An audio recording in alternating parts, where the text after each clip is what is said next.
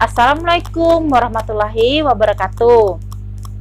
Halo anak-anak, apa kabar kalian hari ini? Ibu harap kalian dalam keadaan sehat selalu. Jangan lupa cuci tangan ya, dan jaga kesehatan anak-anak di rumah. Oke anak-anak, hari ini kita akan belajar tema 1, subtema 1, pembelajaran 1. Tujuan pembelajaran yang akan kita capai adalah melalui teks bacaan, organ gerak, siswa dapat menemukan ide pokok atau gagasan utama dalam teks dengan benar. Setelah mengamati gambar, alat gerak, siswa dapat menjelaskan alat gerak manusia dengan benar. Anak-anak, apa kalian tahu apa itu paragraf utama? Ya, betul. Paragraf utama adalah ide pokok dari suatu paragraf.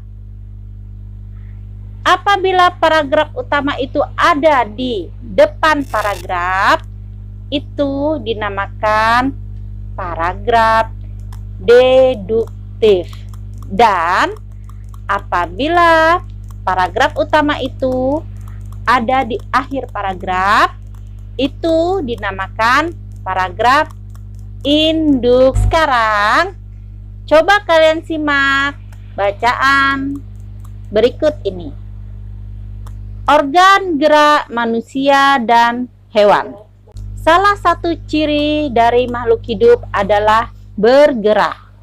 Secara umum, gerak dapat diartikan berpindah tempat atau perubahan posisi.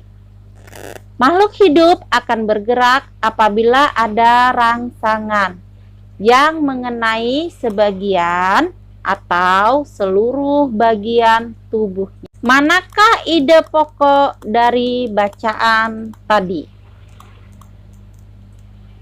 Salah satu ciri dari makhluk hidup adalah bergerak. Secara umum, gerak dapat diartikan berpindah tempat atau perubahan posisi. Makhluk hidup akan bergerak apabila ada rangsangan yang mengenai bagian tubuhnya. Ya, betul. Ide pokoknya ada di salah satu ciri dari makhluk hidup adalah bergerak. Berarti apa?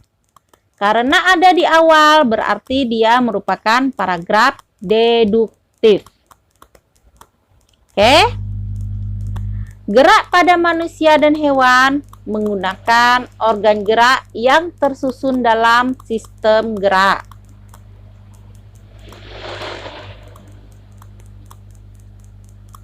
Sistem gerak manusia adalah tulang dan otot. Tulang disebut alat gerak pasif karena tidak bisa bergerak sendiri.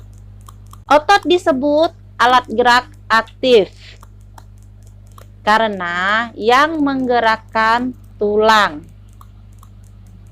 Tulang berfungsi 1. Sebagai tempat melekatnya otot.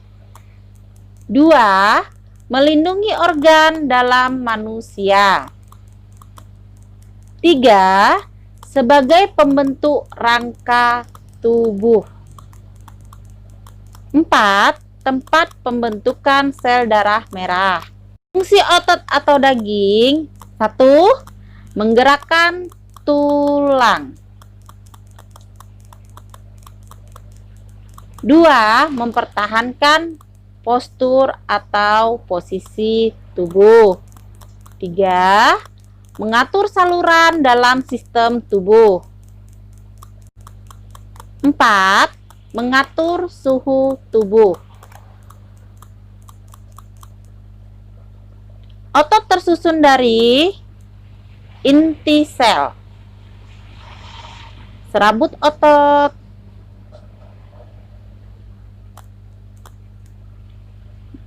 dan otot daging. Sekarang kita ke organ gerak hewan. Hewan vertebrata atau hewan bertulang belakang. Yang pertama adalah sapi, jenis mamalia. Bergerak menggunakan 4 kakinya, 2 kaki depan dan 2 kaki belakang. Yang kedua, kelinci. Bergerak menggunakan 2 kaki depan yang pendek dan 2 kaki belakang yang panjang untuk melompat. Yang ketiga, katak. Bergerak dengan 2 kaki depan dan 2 kaki belakang yang lebih panjang sendi di kaki memudahkan melompat. Ikan, fishes. Bergerak menggunakan sirip dan ekornya dan bernapas dengan insang. Ular, jenis reptil. Ular bergerak secara melata menggunakan tubuhnya yang lentur karena tersusun dari ruas-ruas tulang. Hewan avertebrata, tidak punya tulang belakang. Kupu-kupu. Kupu-kupu bergerak dengan sayapnya yang tipis, namun menempel kuat. Yang kedua, ubur-ubur. Bergerak menggunakan tentakelnya yang berada di dekat mulut.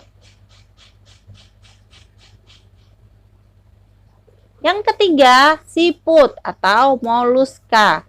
Bergerak dengan otot-otot tubuhnya yang lunak dan lendir yang memudahkannya untuk berjalan. Demikian materi kita hari ini. Jadi anak-anak, apa yang bisa anak-anak simpulkan tentang materi kita hari ini? Iya. 1. Gagasan utama atau ide pokok adalah inti dari pembahasan suatu paragraf. Yang kedua, alat gerak manusia dan hewan adalah otot dan tulang. Sampai jumpa lagi ya anak-anakku sayang. Assalamualaikum warahmatullahi wabarakatuh.